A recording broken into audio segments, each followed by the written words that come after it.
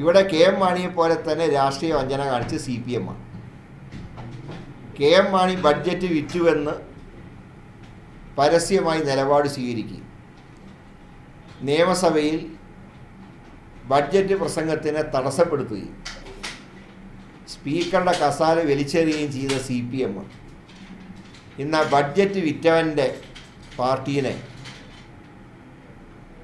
ഇന്ന് കോട്ടയം ജില്ലാ panchayat പ്രസിഡൻ്റാക്കിയോടുകൂടെ നെറികേടിൻ്റെ പര്യായമായി K M. മാണിയും Marxist പാർട്ടിയും മാറിയിരിക്കുക.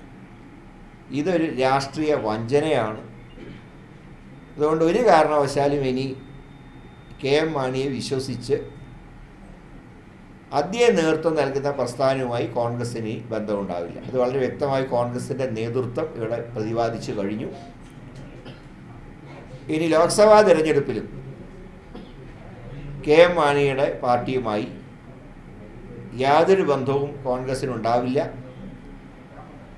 ഇനി നാളെ കാക്ക മലർന്ന് പറന്നാലും ജോസ് കെ മാണി കോൺഗ്രസ് സഖ്യത്തിൻ്റെ സ്ഥാനാർത്ഥിയാവില്ല.